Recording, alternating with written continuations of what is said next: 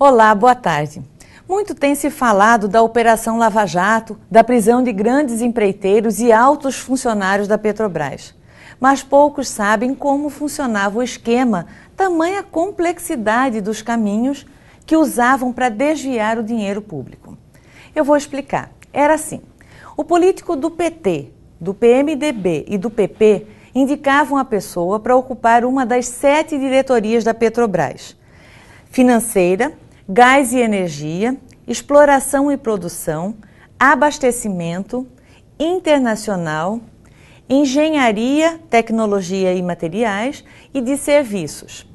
Cada contrato que era feito, seja de compra de material ou serviço, seja de execução de obras, contratos ou consultorias, ou qualquer outro gasto que a Petrobras fizesse, uma parte do valor sempre superfaturado, segundo a Polícia Federal, ia para a caixa do partido dono da diretoria responsável pelo contrato. Depois que ele era rateado entre os partidos, sendo que o PT era o dono da Petrobras. Por exemplo, se a diretoria de serviços, que era ocupada por Renato Duque, indicado pelo PT, mais precisamente por José Dirceu, contratasse um serviço de R$1 bilhão, 3% desse valor iria para o PT. Já se o contrato fosse feito pela diretoria de abastecimento, cujo diretor, Paulo Roberto Costa, era indicado pelo PP, 2% da propina ficava com o próprio PP e 1% com o PT, o dono da Petrobras. Parece pouco 3%, mas não é.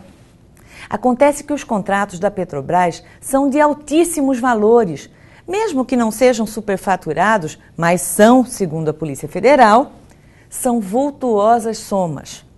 Vamos dar um outro exemplo.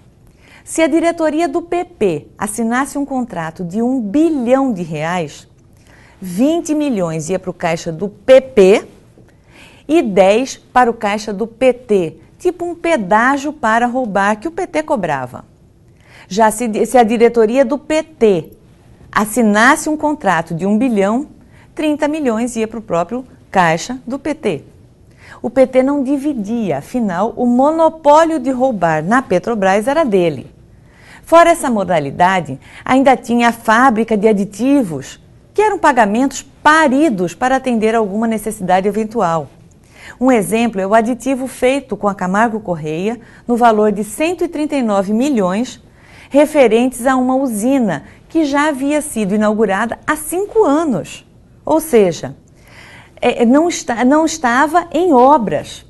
A justificativa usada foi de que era preciso fazer alguns reparos, ou seja, a obra foi mal feita e o Brasil, nós, pagamos novamente a mesma empresa para fazer o que já havia recebido para fazer e não fez. Agora que você sabe essa continha para cada R$1 bilhão, 30 eram roubados, imagine quanto o PT e seus comparsas nos roubaram. Segundo estimativas da Polícia Federal, do Ministério Público Federal e da Receita Federal, declarada em coletiva pelo delegado Igor Romário de Paula, responsável pelas investigações, o valor dos contratos das empresas investigadas com a Petrobras, apenas com a Petrobras, desde que a quadrilha tomou de assalto a estatal, literalmente, é de algo em torno de 59 bilhões de reais. Isso levando em conta que a Polícia Federal, o Ministério Público Federal e a Receita ainda vão passar um pente fino em cada uma das 7 diretorias. Por enquanto foram apenas 2.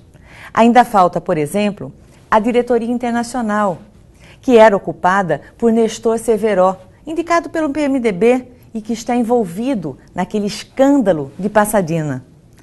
Já comentamos aqui há um tempo atrás. O assunto é extenso. Vamos precisar de outros programas, por isso, amanhã vamos voltar ao assunto. Uma boa terça para você e até amanhã aqui na TV Pantanal.